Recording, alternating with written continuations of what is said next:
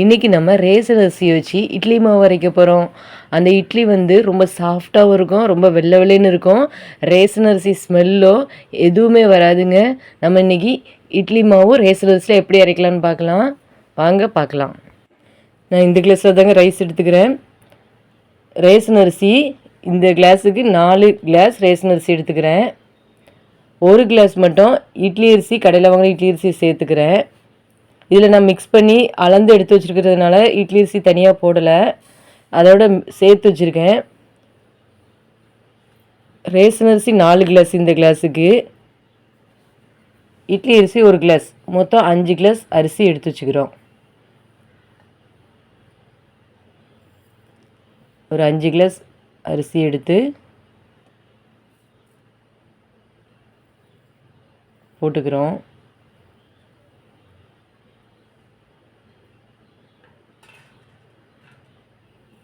ஒரு 5 கிளாஸ் அரிசி.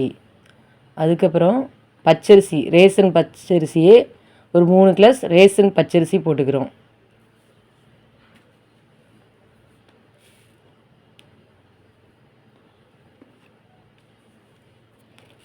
பாருங்கள், 3 கிளாஸ் ரேசன் பச்சரிசி போட்டாச்சு. இது நம்ம நல்லா கழுவி எடுத்துகிட்டு வரணும். ஒரு தண்ணியில் இல்லைங்க, ஒரு 5-6 தண்ணியில் நல்லா கழுவணுன்னா கரெக்டாக இருக்கும். இந்த கிளாஸுக்கு கொஞ்சம் 3/4 கிளாஸு, நல்லா மேலே வரைக்கும் இல்லாமல் 3/4 கிளாஸ் நான் எடுத்து வச்சுருக்கேன்.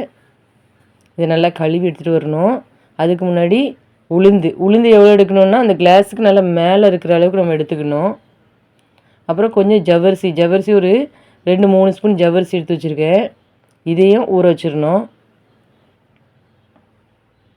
அப்புறம் 1 ஸ்பூன் வெந்தயம், அதையும் நம்ம நினச்சிக்க போகிறோம், ஊற வச்சுக்க போகிறோம்.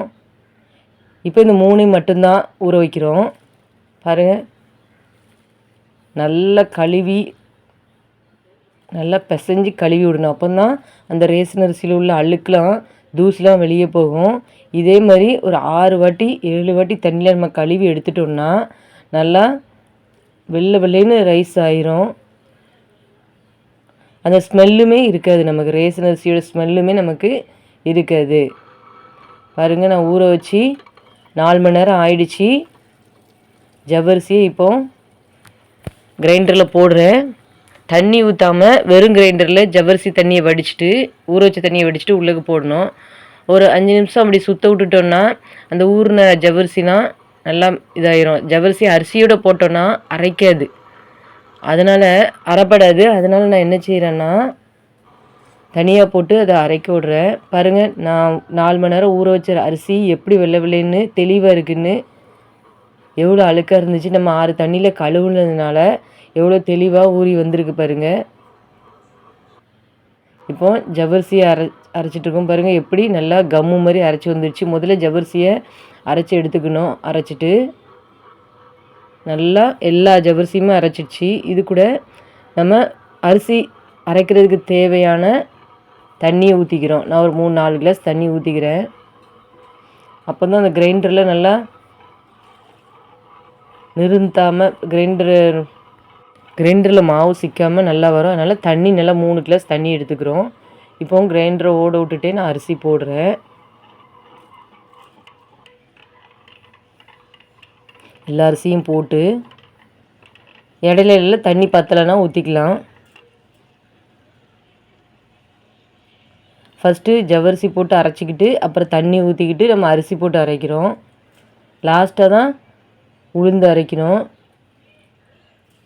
நான் ஜவ்வரிசி, அரிசி, வெந்தயம் இவ்வளோத்தையும் தான் ஊற வச்சேன். உளுந்து எப்போவும் ஊற வச்சேன்னா இந்த அரிசி அரைக்கிறதுக்கு 1 மணி நேரத்துக்கு முன்னாடி தான் உளுந்தை நல்லா கழுவி 2 தண்ணியில் கழுவி அதை ஊற வச்சு, நல்ல தண்ணி வச்சு ஊற வைக்கணும். சரியா? நல்ல தண்ணி வச்சு ஊற வச்சு ஃப்ரிட்ஜில் வச்சுட்டேன். ஃப்ரிட்ஜில் 1 மணி நேரம் அந்த உளுந்தை வச்சுருக்கேன். அது நான் தண்ணி நல்லா கூலிங் ஆயிரும், உளுந்துமே நல்லா ஊறிடும். பாருங்க, மாவு 1/4 மணி நேரம், அரை மணி நேரம் தாங்க, 1/4 மணி நேரம் இல்லைன்னா ஒரு 20 நிமிஷம் தாங்க, நல்லா அரைச்சிரும். நல்லா மைய அரைக்கணும். அதை எடுத்து வச்சுட்டேன் பாத்திரத்தில். இப்போ நான் இதுக்குள்ளே நான் என்ன செய்ய போகிறேன் பாருங்கள், உளுந்து ஊற வச்சுருக்கேன். ஃப்ரிட்ஜில் வச்சதுனால நல்லா கூலிங்காக இருக்குது. 1 மணி நேரம் தான் ஊற வச்சேன், எவ்வளோ நல்லா ஊறி இருக்குது பாருங்கள். ஊறி உளுந்தெல்லாம் 2 வந்துடும். பார்த்தீங்களா நல்லா ஊறியிருக்கு. 1 மணி நேரம் தாங்க ஊற வைக்கணும். அதுக்கு மேலே இந்த உளுந்தை நம்ம ஊற வைக்க அவசியமே கிடையாது. 1 மணி நேரம் ஊற வச்சாலே போதுமானது. இப்போ நான் என்ன செய்ய போகிறேன்னா, வெந்தயம் ஊற வச்சுருக்கேன்ல, காலையில் அரிசி ஊற வைக்கும் போகும்போதே நான் வெந்தயமும் ஊற வச்சுட்டேன். ஒரு 4 மணி நேரம் ஊறியிருக்கு. அந்த வெந்தயத்தையும் வெறும் கிரைண்டரில் மாவு எடுத்துகிட்டு அந்த வெறும் கிரைண்டரில் வெந்தயத்தை விட்டு ஓட விட்றோம். வெந்தயமும் நல்லா அரைச்சிக்கணும். இதை உளுந்து கூட போட்டு அரைக்கலாம். ஆனால் நம்ம தனியாக அரைக்கும் போது இன்னும் கொஞ்சம் நல்லா அரைக்கும், அது அரைபடம். அதனால் நம்ம தனியாக லைட்டாக தண்ணி ஊற்றாமல் ஒரு 2-3 நிமிஷம் கிரைண்டரை ஓட விட்டுட்டோன்னா, வெந்தயம் விட்டு ஓட விட்டோன்னா ஓரளவுக்கு அரைச்சிரும். கொஞ்சம் நம்ம அந்த ஊற வச்ச தண்ணியையும் ஊற்றி அரைச்சிக்கிறோம். இந்த உளுந்துக்கு நம்ம என்ன பண்ண போகிறோன்னா, வேறு தண்ணி எடுக்க போகிறதில்ல, ஊற வச்சு அந்த தண்ணியையே நல்லா கூலிங்கான தண்ணியே ஊற்றி அரைக்க போகிறோம். நான் அதனால தான் அதை நல்ல தண்ணி ஊற்றி நான் அதை ஊற வச்சுருக்கேன். 2-3 தண்ணி அலசிட்டு அந்த ஊற வச்ச தண்ணியே ஊற்றி நான் அரைக்கிறேன். இப்போ வந்து நான் தண்ணி எதுவும் ஊற்றுறதில்ல, வெந்தயம் அரைக்கிறது மட்டும் லைட்டாக தண்ணி ஊற்றினேன். அப்புறம் அதே கிரைண்டரில் உளுந்தை போட்டுக்கிறேன். உளுந்து லைட்டாக அரைச்சதுக்கு அப்புறம் தான் தண்ணி ஊற்றணும். ஃபஸ்ட்டே தண்ணி ஊற்றிட்டோன்னா உளுந்து அந்தளவுக்கு அரைபடாது. பாருங்க, கையை வச்சு எடுத்து விட்டுக்கிறோம். ஏன்னா உளுந்து அங்கங்கே சிக்கிட்டு நிற்கும். அந்த ஓரத்துலலாம் உளுந்து சிக்காத அளவுக்கு நம்ம எடுத்து விட்டுக்கிட்டே இருக்கணும். அப்போ தான் ஈவனாக ஒரே மாதிரி அரைச்சிக்கிட்டே இருக்கும். ஓரளவுக்கு எல்லா உளுந்தும் அரைச்சதுக்கப்புறம் நம்ம அந்த ஊற வச்ச தண்ணியை கொஞ்சம் கொஞ்சமாக சேர்த்துக்கலாம். ஊற வச்ச தண்ணியை கொஞ்சம் கொஞ்சமாக சேர்த்துக்கிட்டு அப்பப்போ உளுந்து சைடு நிற்காத அளவுக்கு எல்லா இடத்துலையும் இந்த உளுந்தை எடுத்து விட்டுக்கிட்டே இருக்கணும். பார்த்து கேர்ஃபுல்லாக எடுத்து விடுங்க. சுற்றி இருக்கிற உளுந்தெல்லாம் பார்த்து லைட்டாக எடுத்து விட்டுக்கணும். இப்படி நம்ம பக்கத்துலேயே இருந்து 10-15 நிமிஷம் தான். அதுக்கு மேலே இந்த உளுந்தை நம்ம ஓட விடக்கூடாது. பாருங்கள், நான் பக்கத்துலேருந்து எடுத்து விட்டேன். எவ்வளோ நல்லா உருண்டு திரண்டு எவ்வளோ வந்திருக்கு பாருங்கள் உளுந்து. நான் கொஞ்சம் தான் போட்டேன். கிரைண்டர் முழுக்க உளுந்து வந்துடும். அந்த 1 கிளாஸ் உளுந்து எவ்வளோ வந்திருக்குன்னு பாருங்கள். நம்ம அப்பப்போ அது மேலே சிக்காத அளவுக்கு, மேலே அந்த உளுந்து சேராத அளவுக்கு எடுத்து விட்டுக்கிட்டே இருக்கணும். சைடுலாம் பக்கத்துலேயே இருந்து எடுத்து விட்டு தண்ணி அப்பப்போ தண்ணி தெளித்து கொஞ்சம் கொஞ்சமாக தண்ணி தெளித்து நம்ம அப்பப்போ எடுத்து விட்டுக்கிட்டே இருக்கணும். 10 நிமிஷம் தான், அதுக்கு மேலே அரைக்க தேவையில்ல. இல்லை உங்களுக்கு அரைக்கலைன்னா ஒரு 15 நிமிஷம் போட்டுக்கலாம். அதுக்கு மேலே உளுந்து அரைக்க வேணாம். நல்லா உருண்டு நல்லா திரண்டு வந்துடும். வெண்ணெய் மாதிரி நல்லா எடுத்தோடனே பால் மாதிரி கீழே விழும். அதுதான் இந்த உளுந்தோட பதம். இன்னும் கொஞ்சம் ஓட விட்டோன்னா ஹீட் ஆகிரும். ஹீட் ஆகுறதுனால உளுந்து என்ன ஆகிரும்னா, ஹீட் ஆகுறதுனால பொங்கி வராது உளுந்து. இது நல்லா பொங்கி வந்திருக்கு பார்த்தீங்களா? இந்த டைமில் நம்ம எடுத்துருதோம். கரெக்டாக எனக்கு ஒரு 10 நிமிஷம் தாங்க ஆச்சு இந்த உளுந்து அரைக்கிறதுக்கு. பக்கத்துலேருந்து அரைச்சி விட்டோம், பார்த்துக்கிட்டு எடுத்து விட்டோன்னா 10 நிமிஷத்தில் அரைச்சிடலாம். அதுங்க நல்லா பொங்கி வந்திருக்கு. உருண்டு திரண்டு நம்ம எடுக்கும் போதே பால் மாதிரி விழும். பார்த்தீங்களா? நம்ம ஓட விட்டுக்கிட்டே எடுத்தோன்னா கொஞ்சம் ஈஸியாக இருக்கும். அதனால் நான் ஓட விட்டுட்டு எடுக்கிறேன். கேர்ஃபுல்லாக பார்த்து ஓட விட்டுக்கிட்டே உளுந்து எல்லாத்தையும் பாத்திரத்துக்கு எடுத்துடணும். அரிசி மாவு எடுத்து வச்ச பாத்திரத்தில் எடுத்து வச்சுக்கிறோம். இப்போ ரெண்டையும் போட்டு மிக்ஸ் பண்ண போகிறோம். இதில் ஒரு 1/2 ஸ்பூன் 1 ஸ்பூன் உப்பு போட்டு, தேவையான அளவு உப்பு போட்டு மிக்ஸ் பண்ணிக்கலாம். நல்லா அடித்து கலக்கணும். அப்போ தான் காலையில் பார்க்கும்போது அது பொங்கி வரும். அந்த உளுந்தையும் அந்த அடியில் இருக்கிற அரிசி மாவையும் சேர்த்து நல்லா மிக்ஸ் பண்ணி விடணும்.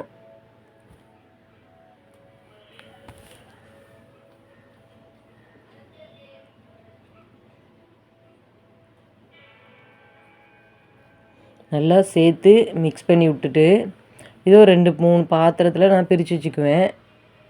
அப்போ தான் காலையில் எழுந்திரிச்சி இட்லிக்கும் நைட்டு தோசைக்கும் எடுத்துக்க ஈஸியாக இருக்கும். ஒரே பாத்திரத்தில் வச்சோன்னா கொஞ்சம் கஷ்டமாக இருக்கும். நல்லா மிக்ஸ் பண்ணி விட்டாச்சு. இதை நான் ஒரு பாத்திரத்தில் ஊற்றி வச்சுக்கிறேன். மாவு எடுத்து பாத்திரத்தில் ஊற்றி வச்சுக்கிறேன். பார்த்திங்களா? 2 பாத்திரத்தில் ஊற்றி வச்சுக்கிட்டேன். இன்னொரு பாத்திரத்துலையும் ஊற்றி வச்சுருக்கேன். காலையில் பார்த்திங்களா எப்படி பொங்கி வந்திருக்குன்னு? நல்லா பொங்கி வந்துடும். இது நல்லா கரண்டியை விட்டு உள்ளே விட்டு கிளறக்கூடாது. மேட்டாப்பில் தான் கிளறணும். இது அப்படி மேல்வாக்கிலேயே எடுத்து மாவு ஊற்ற போகிறோம். ஏன்னா இது கிளறக்கூடாது. இந்த மாவுக்கு வந்து அப்படி மேல்வாக்கிலேயே எடுத்து இட்லி தட்டில் ஊற்றுறோம். சரிங்க, கிளறாமல் மேலே மட்டும் லைட்டாக இது பண்ணி விட்டுட்டு மாவு பொங்கி நல்லா சாஃப்டாக வந்திருக்குங்க. மாவை பார்த்தாலே தெரியும் இட்லி எவ்வளோ சாஃப்டாக வரப்போகுதுங்கிறது. மாவும் பார்த்திங்களா எவ்வளோ ஒயிட்டாக இருக்குன்னு. ரேஷன் அரிசியில் அரைச்ச மாவுன்னே சொல்ல முடியாது, அந்த அளவுக்கு வெள்ளை வெள்ளைன்னு இருக்கும். சாஃப்டாகவும் இருக்கும், ஸ்மெல்லே இருக்காது. இப்போது இட்லி சட்டியில் நல்லா தண்ணி கொதிக்க வைக்கணும். கொதிக்க வச்ச பிறகு இந்த இட்லியை ஊற்றி உள்ளே வைக்கணும். கொதிக்கிறதுக்கு முன்னக்கூட்டி நம்ம இட்லியை ஊற்றி வைக்கக்கூடாது. நல்லா கொதித்ததுக்கு அப்புறமா வச்சுட்டு 2 தட்டையும் ஊற்றி உள்ளே வச்சுக்கிறோம். இந்த இட்லி வேகிறதுக்கு கரெக்டாக 10 நிமிஷம் தாங்க. அதுக்கு மேலே இட்லியை வேக விடக்கூடாது. கரெக்டாக 10 நிமிஷம் இட்லியை வேக வச்சு இறக்கிடணும். பாருங்கள், ஊற்றும் போதுமே மெதுவாக சாஃப்டாக பார்த்து ஊற்றணும். தட்டை அடித்து விட்றதோ அசைக்கிறதோ கூடாது. என்ன அப்படின்னா மாவு கீழே உள்ள மாவு மேலே வந்துடும், மேலே உள்ள மாவு கீழே போய் மிக்ஸ் ஆகிரும். நம்ம அப்படியே மேல்வாக்கிலேயே அப்படி எடுத்து ஊற்றணும். கிளறக்கூடாது மாவை, மேலே அப்படியே எடுத்து ஊற்றணும்.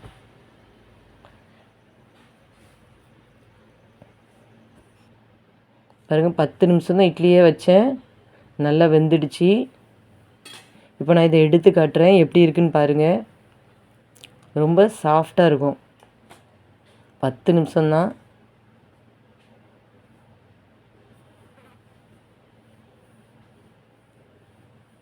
தண்ணி தெளித்து நம்ம இதை எடுத்து வச்சுக்கிறோம்.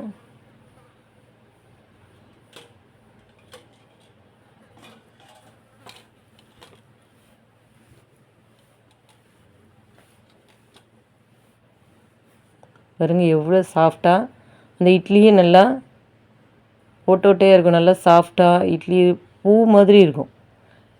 நம்ம அழுத்தி பிடிச்சோன்னா பிஞ்சிரும் இட்லி. அந்த அளவுக்கு ஒரு சாஃப்டாக பார்த்திங்களா, பார்க்குறக்கே தெரியுதா எவ்வளோ சாஃப்டாக இருக்குன்னு. இது எத்தனை இட்லினாலும் சாப்பிட்டுக்கலாம், அவ்வளோ சாஃப்டாக இருக்கும். எவ்வளோ நேரம் ஆனாலும் இந்த சாஃப்டாக தான் இருக்கும் இந்த இட்லி.